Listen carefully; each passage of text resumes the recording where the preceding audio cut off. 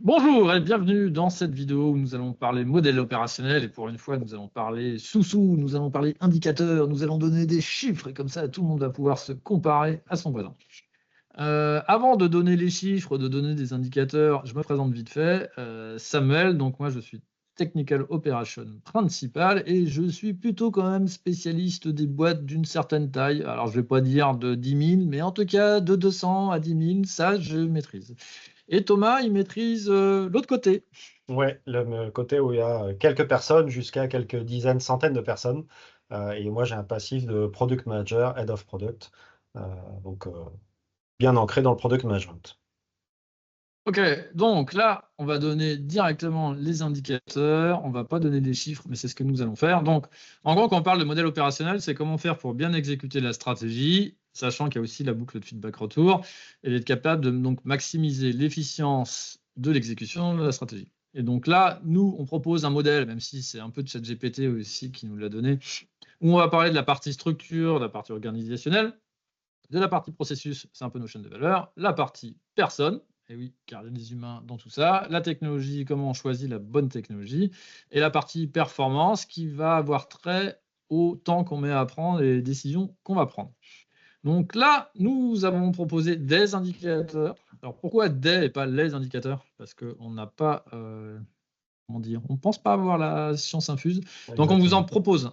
Et en gros, par contre, le truc qu'on propose, c'est des indicateurs qui sont plus orientés résultats que livrables. C'est pas du nombre de pièces que vous sortez. Ça nous intéresse un peu, mais pas tant que ça. Ce qui nous intéresse plutôt, c'est comment vous saurez que votre modèle opérationnel, c'est un bon modèle opérationnel. Sachant qu'il n'y a pas de modèle opérationnel qui marche tout le temps, il y a un modèle opérationnel qui marche par rapport à la stratégie que vous voulez avoir. Mais il y a quand même des trucs qu'on peut regarder. Donc, il y a des fois où on pourra donner des objectifs. Il y a des fois où on pourra vous dire, OK, si vous avez ça, j'espère que votre stratégie, c'est ça. On est parti? Allez. Allez, c'est parti. Structure. Donc là, on va discuter, c'est quoi une équipe, comment je vais faire des graphes d'équipe, comment est constituée l'équipe. Et c'est là où éventuellement je vais m'orienter client, je vais m'orienter utilisateur, je vais m'orienter impact, ce qu'on veut. Et c'est aussi la vitesse à laquelle je dois changer. En gros, est-ce que vous êtes sur un marché comme le e-commerce aujourd'hui où ça change quand même assez souvent, ou est-ce que vous êtes une grosse boîte d'électricité et vous faites des centrales nucléaires, vous avez un carnet de commandes un peu en avance et il y a une certaine stabilité. Et en fonction de ça, vous ne prendrez pas tout à fait les mêmes décisions.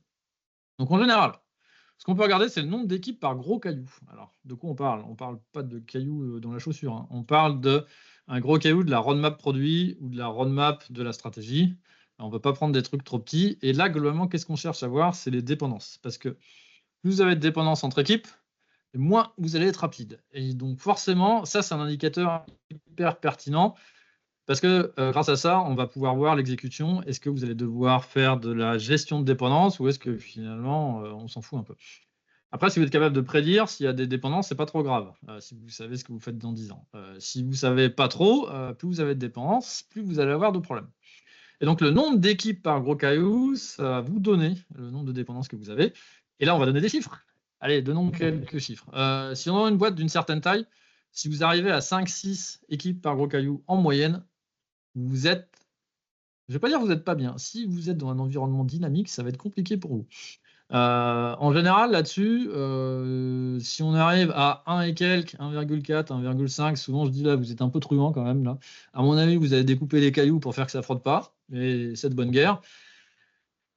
Si vous êtes vers 2, en général, c'est plutôt pas mal. Une petite boîte, Ouais. à peu près les mêmes chiffres. Non, j'ai pas les mêmes chiffres, et pour la simple et bonne raison qu'en général, si tu as plus qu'une ou deux par gros caillou, ça veut dire que effectivement, tu as des dépendances et ça va être beaucoup plus compliqué. L'avantage d'une petite boîte, c'est de tourner vite, d'être plus agile. Et donc, une équipe indépendante sur un produit, voire sur un gros caillou, si c'est un produit que tu découpes, c'est quand même plus facile pour tourner et facile pour prendre des décisions. Donc, je dirais une à deux. Ok, ouais, tu vas être en moyenne vers 1,2, 1,3 si j'entends. Ouais. Temps pour la réorganisation, ça c'est intéressant. Donc il y a des endroits où on met un an à se décider, je caricature, je sais, et un an à exécuter.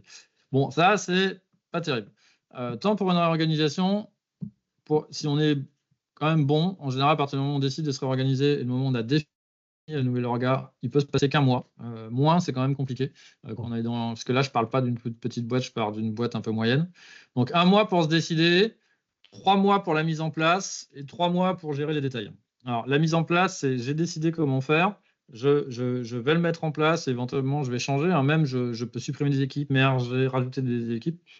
Qu'est-ce que vous allez voir? Les vélocités vont faire ça. Et à un moment, ça va se stabiliser. Et en général, si vous avez fait ça plutôt pas mal avec du DDD, Team Topo, Jobs to be done, vous mettez tout ce que vous voulez, vous pouvez arriver à 3 mois pour la mise en place avant de retrouver une certaine stabilité. Donc 1 mois, 3 mois, 3 mois, parce qu'il y a toujours des détails qu'on n'a pas prévus. Ce qui veut dire que vous avez la capacité de changer relativement souvent de direction.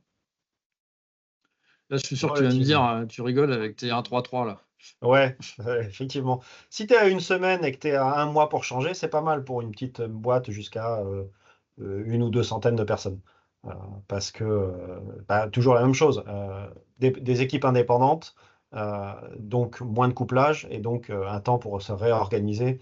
Si jamais on a besoin de changer complètement de stratégie, on le décide en une semaine et après on se dit ok, c'est bon, c'est parti. En un mois, c'est fait. Après, ça bouge encore un peu, mais c'est fait. Donc là, toi, tu me fais une semaine, un mois, c'est ça? Ouais, Ok. c'est quand t'es bien. Bon, très bien. De toute façon, on essaie de donner Oui. des bons indicateurs. Si on arrive sur la partie processus pour voir si votre modèle opérationnel est bon, qu'est-ce qu'on peut regarder? On peut regarder le time to market, quel temps entre le moment où on a défini une ambition à peu près claire sur un sujet, donc en gros une problématique qu'on veut résoudre avec une fonctionnalité en face. Je ne suis pas juste sur la partie delivery, hein, j'englobe le discovery avec. C'est le temps qu'on met à partir du moment où on a décidé d'y aller sur le sujet et le moment où on l'a mis dans les mains des utilisateurs. Donc là, dans une vie passée en cycle en V, c'était assez fréquent d'arriver à 12 mois, un an et demi. Bon, 12 mois et un an, je suis d'accord, je suis intrusant. Mais en tout cas, c'est pas rare. Bon, on va pas donner des temps pour ceux qui sont pas très bons. Là, sur un gros caillou, je ne suis pas en train de parler d'un endroit où on va changer la couleur d'un bouton. Une petite feature un peu fade. Si vous êtes à 3-4 mois, c'est plutôt pas mal. Parce qu'en gros, vous allez faire la partie discovery, vous allez faire la partie delivery, la partie activation. À partir du moment où vous êtes à 3-4 mois, souvent le défi, c'est plus d'être plus rapide, c'est surtout d'être sûr qu'on est en train de délivrer la bonne valeur. Donc, time to market, 3-4 mois. LTC et RF, c'est Lead Time for Change et Release Frequency, c'est des indicateurs d'accelerate. Vous pourrez regarder qu'est-ce qu'il faut pour être élite. Le truc, c'est que le LTC, c'est vraiment très concentré sur delivery. Moi, là, je préfère parler de time to market. Bon, alors, avec 3-4 mois, je suis un blaireau ou ça va? T'es pas un blaireau, t'es dans une grosse boîte, c'est pas pareil. Oui, tu as raison de parler time to market parce que Accelerate c'est bien, mais c'est très IT, je trouve. Donc ça ne veut pas dire qu'il faut pas le faire, hein. Ça veut dire qu'il faut regarder dans son ensemble. Et si on regarde dans son ensemble dans une plus petite boîte, alors après, il y a des temps incompressibles. Quand tu fais de la discovery, quand tu vas un gros caillou, donc quelque chose que tu connais pas ou que tu n'as pas forcément exploré par avant, donc tu n'as pas des entrants, etc. On va plutôt être à 2 mois, 3 mois, ouais. Je suis assez d'accord. Ok. Après, on arrive sur la partie qualité, qui est un indicateur intéressant. Pareil, MTTR, Mean Time to Repair, SFR, Change Failure Rate, qui sont des indicateurs à Accelerate. Ça nous donne en gros combien de temps on met à remettre le système d'équerre et le nombre de fois où on se plante quand on met quelque chose en prod. Intéressant. Mais je vais plutôt parler d'efficience du flux. L'efficience du flux, c'est OK, j'ai un gros caillou qui prend 100 jours et en fait, on va se rendre compte quoi? Que pendant les 100 jours que ça a mis, on ne travaille pas tous les jours sur le sujet en question. Donc l'efficience du flux, on prend tous les jours, on a vraiment travaillé sur un sujet divisé par le temps total. Et là, vous pensez que c'est quoi un bon chiffre? C'est là où au début on se dit ouais, ça peut être, allez, je vais dire des bêtises, mais 60-70%. On se rend compte souvent si on regarde qu'il y a des endroits où c'est 5%, 3%. J'en ai déjà vu des trucs comme ça. 10%, ça commence à être pas si mal.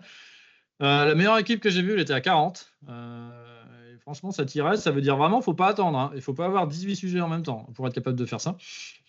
Et vers 30%, on est bien. En gros, c'est le temps. Voilà, on va mesurer les temps d'attente et on va mesurer les temps qu'on passe. Je suis correct ou je suis pas correct là-dessus? Tu vas me dire, dans une petite boîte, on fait qu'un seul sujet, alors on est à fond dedans, quoi. Ouais, non, pas forcément. On ne fait pas forcément qu'un seul sujet, mais effectivement, 40%, ça me paraît bien. 5%, ça me fait très très peur, je t'avoue. Mais non, entre 40 et 60, parce qu'il y a toujours le run et il y a toujours des imprévus. Et ça, en général, il y en a plus dans les petites boîtes que dans les grosses. Ok, dernier truc, lien avec la stratégie, c'est pas un objectif, c'est plus qu'est-ce que vous avez décidé comme stratégie. En gros, vous prenez tous les sujets que vous sortez et vous regardez le pourcentage de sujets qui sont en lien avec un axe stratégique de la boîte. Il y a des fois des boîtes que j'ai connues quand elles pivotent, elles disent on ne travaille que sur les sujets stratégiques. Et là, on s'attend à avoir 80% à peu près dépensé là-dessus. Il y a des endroits où on va laisser du désordre, on est sur un produit mature, on accepte justement que ça parte à droite ou à gauche. Et c'est intéressant de mesurer ça parce qu'en gros, vous voyez par rapport à tous vos investissements, si vous êtes en train d'investir sur la stratégie ou si vous acceptez que les gens travaillent un peu à côté. Et celui qui va avec, Caillou avec ambition, c'est tous les sujets qui passent dans les tuyaux sur lesquels il n'y a pas de chiffre. Et c'est quoi la valeur que ça va générer? On pense que, donc ça, c'est de l'opinion. Et en termes de, comment dire, de rigueur un peu scientifique, c'est quand même un peu moyen. Là, j'aimerais dire que 100% devrait l'avoir, l'ambition. Bon, dans la pratique, déjà, si je suis à 80, je suis souvent content. Parce qu'il y a toujours des sujets, on a difficile à mesurer. Il y a aussi des sujets où, de toute façon, il faut le faire, des sujets réglementaires. Quelle est l'ambition? C'est juste d'être conforme à la loi. Donc là, à la rigueur, on peut se dire qu'il n'y a pas une réelle ambition business. Donc si vous arrivez à 80, c'est bien, mais c'est hyper fréquent dans les grosses boîtes qu'on a un ROI, mais en fait, qu'il soit un peu bullshit parce qu'on ne le mesure jamais. Donc moi, je considère qu'il n'y a pas grand-chose. Donc là, il y a beaucoup de progrès possibles dans les moyennes et grosses boîtes. Ouais. Et dans les petites boîtes. Dans les petites boîtes, moi, je saute au plafond si on n'est pas au moins à 80% avec la stratégie. Euh, Parce que même quand on dit, OK, on laisse du temps aux gens pour faire d'autres choses, OK, mais ça, c'est de l'investissement sur la R&D, et donc ça fait partie de la stratégie. Et côté Caillou avec ambition, euh, on peut avoir du défensif, et c'est pas mal quand on est sur un marché très réglementé, l'assurance, le médical, etc. Mais ça, c'est du défensif et c'est normal. euh, et ça fait partie aussi de la stratégie, c'est pas étonnant. Mais pour le lien avec la stratégie, être en dessous de 80%, soit la stratégie est mal faite, soit il y a un problème dans les équipes. Ok, je passe sur la partie personne. Je vais aller vite au début parce que turnover et satisfaction employée, c'est des trucs qui sont toujours mesurés. Donc turnover, il ne faut pas que ce soit trop faible parce que si vous êtes à 2-3%, c'est dérangeant. Si vous êtes au-dessus de 30, c'est gênant. Satisfaction employée, vous aimeriez bien avoir un NPS employé positif. Pourquoi? Parce que vous avez de la rétention, moins d'investissement, blablabla. Ok. Là, sur la partie modèle opérationnel, ce que je trouve qui devient intéressant, c'est motivation intrinsèque versus extrinsèque. C'est est-ce que vous attendez des gens dans votre boîte qui réfléchissent par eux-mêmes et qui proposent des choses? Dans les boîtes de la gestion de la connaissance, c'est bien. Ou est-ce que vous attendez qu'ils soient plus exécutants? Là, finalement, c'est une question de philosophie et on peut se dire, en fonction du type d'activité sur lequel vous êtes, vous allez privilégier l'un ou l'autre. Et là, c'est intéressant juste de savoir où vous êtes. Là, toi, tu vas me dire que de toute façon, dans les petites boîtes, il faut que les gens soient motivés, c'est que de l'extrinsèque. Non, je suis pas d'accord. C'est pas que de l'extrinsèque. Ce qui va me gêner, là, c'est plutôt les incohérences. Comme tu dis, il faut savoir où on est, savoir ce qu'on veut et juste être cohérent. C'est-à-dire que on ne peut pas demander aux gens de réfléchir tout en leur disant ce qu'il faut faire. Soit on leur laisse de l'autonomie et on leur apprend à réfléchir, soit on leur dit, OK, je vais tout vous dire et puis vous avez juste à suivre le script et puis voilà. Ok, donc en gros, on va être à la recherche de l'injonction contradictoire, et ce qui est toujours intéressant quand on parle modèle opérationnel. Après, la progression des employés, on part du principe que justement, les employés, dans un monde qui bouge, ils doivent apprendre, ils doivent apprendre, ils doivent apprendre, et c'est comment faire. Donc ça va toucher le rôle du manager, ça va toucher aussi ce qu'on attend des gens, mais globalement, on veut que les gens progressent. Donc là, après, comment on le mesure? Souvent, ça, on ne le mesure pas trop, on pourrait juste poser la question aux gens, ce qui est fait dans certains questionnaires, est-ce que vous avez l'impression de progresser ou pas? Et ça permet de voir vraiment quelle attitude on a par rapport aux personnes. Tu veux rajouter quelque chose ou je passe à la partie technologie? Est-ce que ça se mesure dans les grosses boîtes, ça, la progression, dans le sens, tiens, il était là, et puis il a mis 5 ans pour passer là, et puis 5 ans pour passer là, ou il a mis 2 Non, ans? parce que ça, c'est de la politique. Ça, c'est juste pour voir si tu as changé de poste et ça ne dit pas savoir si tu as des meilleures compétences. Éventuellement, ce qu'on pourrait faire, mais ce qui n'est pas souvent fait, c'est est-ce qu'il y a des gens qui ont bougé à l'intérieur de la boîte ou est-ce que c'est que des progressions verticales? Ça, c'est une question intéressante parce que souvent, quand il n'y a que des progressions verticales et pas du tout horizontales, pour, on va dire, le 109 dans la boîte, c'est pas terrible. Et quand vous voulez faire passer aussi des bonnes pratiques de droite à gauche, si les gens ne bougent pas à l'intérieur de leur propre silo, c'est compliqué. Et vous allez le voir sur la partie progression, parce que forcément, si vous restez dans votre silo, vous progressez moins vite. Je passe à la partie technologie. Ah non. Allez, temps pour une nouvelle technologie, temps pour enlever une technologie. Donc là, on a fait une vidéo spéciale pour ça. Ok, là je veux faire émerger une nouvelle technologie. Ça peut être un langage, mais ça peut être plus bas, ça peut être un framework, ça peut être une librairie. S'il nous faut, à certains endroits, il faut 1 an pour se décider. Bon, j'abuse un peu. Quand même, sur les sujets comme ça, en 1 mois, on devrait pouvoir se décider. De dire, OK, on y va pas, c'est quelle délégation on a donné. Souvent, plus on prend de temps, c'est plus parce qu'on doit aller voir les chefs, et les chefs, ils ont beaucoup de réunions, un agenda bien pris, il faut 3 mois, voire il faut plus. Bon, après, si c'est un nouveau langage, 3 mois, ça me choque pas, mais si c'est une nouvelle lib, au-dessus d'1 mois, à un moment, il faut arrêter, quoi. Ouais, On pense quoi? un nouveau langage, même en moins d'un mois, ça doit être plié. Si ça implique toute la boîte, bon, je suis d'accord, ça peut prendre du temps. Mais il Ouais, suffit, et là, après, encore une fois, c'est faire circuler l'information, hein. oui, bah, toi, tu as une petite boîte, c'est trop facile. Après, temps pour enlever une technologie, ça c'est plus compliqué dans les grosses boîtes, parce qu'à partir d'un moment, on a dit, OK, tout le monde a utilisé le framework de test Tututototata.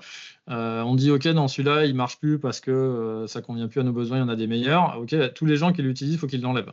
Et c'est là où, en général, il faut quelqu'un qui appuie un peu fort en disant, vous allez me l'enlever, quoi. Donc là, on est en train de parler de la stratégie tech. Et c'est là où, si vous me dites, à moi, vous me l'enlevez, je vous dis que vous êtes Mm. des truands. Et il y en a qui vont rester, en fait, c'est tout sous le tapis. À partir du moment où on prend la décision de l'enlever, le moment où on y arrive, 6 mois, 1 an, c'est quand même. Moi, ça me choque pas tant que ça. Il faut toujours du temps pour ça. Au-delà d'1 an, par contre, c'est un peu déconnant. Mais toi, Ouais, et tu vas me dire.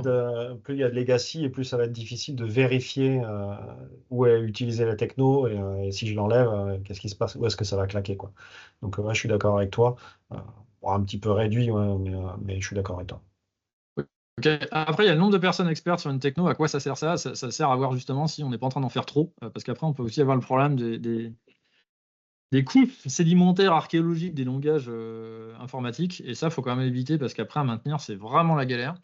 Et en gros, vous pouvez prendre vos technos et vous dire, OK, il y a combien de personnes qui sont expertes sur ce sujet-là? Et bah, si vous arrivez sur des chiffres en dessous de 2, bah, vous n'êtes pas bien, hein. Parce qu'il n'y a pas grand monde dans la boîte qui maîtrise, hein. Et donc là, ça arrive des fois où il y a des gens qui mettent une nouvelle techno, bah, ils partent et puis il n'y a plus personne. Donc ça, c'est vraiment un truc à suivre. En dessous de 2, sachez que bah, c'est pas bon et que vous allez avoir beaucoup de soucis. Et ça arrive plus vite qu'on ne le pense, surtout dans les petites boîtes.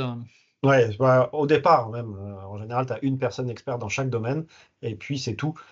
Et après, quand la boîte commence à avoir du revenu et peut se payer des équipes complètes sur des domaines, bon, bah, là, on rentre dans ce que tu dis, et c'est le même ordre de grandeur. Au-delà en dessous de enfin, en dessous de deux, trois, pardon, là, il faut commencer à se poser des questions. OK.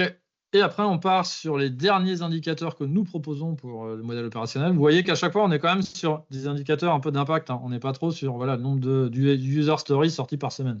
Ça ne nous intéresse pas. Ça nous intéresse de voir vraiment si on exécute bien la partie stratégie ou si on est capable d'avoir du retour. Comment on est capable d'avoir du retour? Parce qu'on apprend. On apprend vite. Donc, temps pour avoir du feedback. Je mets un gros caillou en prod, je mets combien de temps à avoir du feedback? Là, je vais dire, si j'ai beaucoup de volume, je devrais le savoir dans l'heure. Bon, je charrie un peu parce qu'il y a peut-être des événements et tout, mais temps pour avoir du feedback. C'est là où des fois, on peut se dire, il y a un peu moins de volume, on va attendre un peu, mais en 1 mois, vous devriez l'avoir quand même. Et si vous mettez plus d'1 mois à avoir du feedback, posez-vous la question quand même de savoir ce qui se passe. Là, je t'ai vu faire les yeux. Ouais, Tu vas ouais, venir dans la alors journée, feedback, toi. ça dépend de quoi on parle, mais moi j'aime bien quand le feedback client, il est déjà organisé et tu poses un nouveau caillou en prod et en fait tu vois le feedback arriver, bon, pas immédiatement, mais dès qu'il y a de l'usage en fait.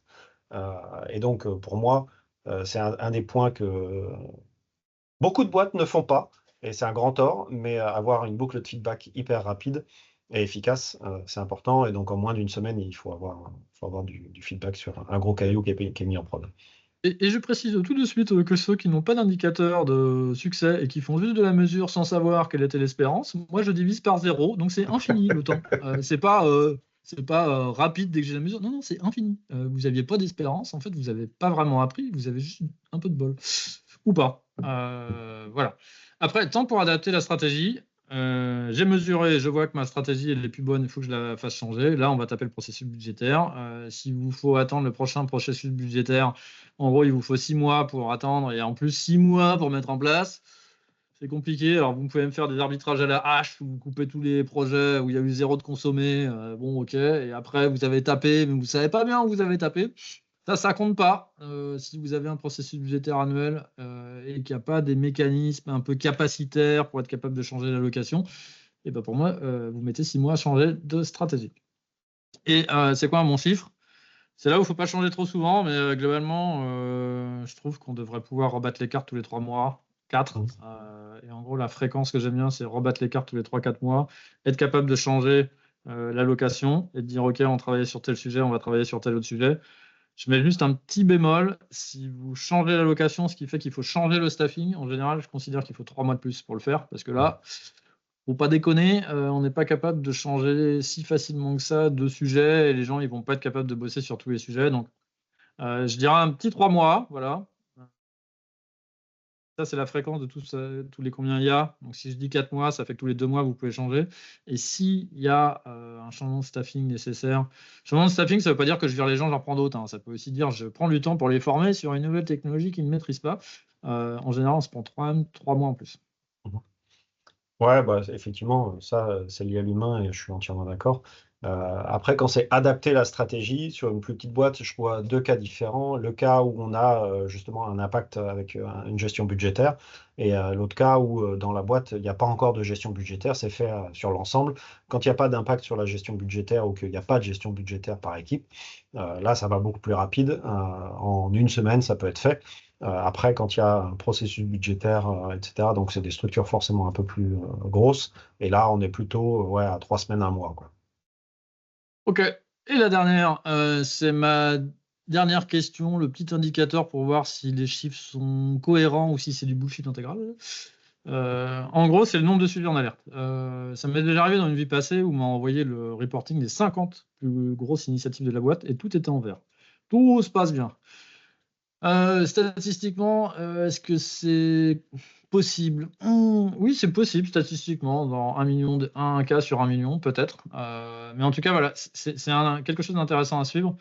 Parce que justement, on apprend. Alors, c'est là où on dit il ne faut pas se prendre les pieds dans le tapis à chaque fois. Mais si vous n'avez pas, des fois, vous avez tenté un truc et ça n'a pas marché, c'est que soit vous n'avez pas pris de risque, soit tout est sous le tapis. En fait, les chiffres que vous voyez, ce n'est pas les bons chiffres. Je ne vais pas vous donner un ratio de ce que ça devrait être, mais je vais le faire quand même. Je sais pas, vers 20%, ça me paraît pas complètement déconnant. Et surtout qu'il peut y avoir sur, j'ai pas le truc total, je l'ai qu'à moitié. Mais en tout cas, si vous avez 0 de sujet en alerte, ça va pas du tout. Si vous avez la moitié, bon, en gros, vous avez des gros problèmes de qualité. Revenez à la case départ sur la partie qualité. Et si vous arrivez à un bon Pareto des familles, 80-20, en général, vous n'êtes pas si mal. Bon, est-ce que le bullshit existe dans les petites boîtes? Non, jamais. Jamais. Ouais, j'aime bien Pareto, effectivement, là-dessus. Il faut être sûr de ce qu'on regarde et savoir ce qu'on regarde si on n'a aucune alerte, aucun point d'attention. Juste dire attention, ça, il faudra surveiller ou ça se passe moyennement, pas comme prévu. Ça n'est pas possible. Ça n'est pas possible. Donc, petite ou grosse boîte, je pense que c'est à peu près pareil. Ceci n'est pas possible. Vous n'avez pas le droit de beurrer les lunettes. Et nous refermons donc cette partie indicateur sur le modèle opérationnel. Nous vous avons donné plein de chiffres et comme ça maintenant vous pouvez vous comparer à tout le monde. Et nous avons fait d'autres vidéos avec tous les détails sur chacune des briques. Merci. Merci.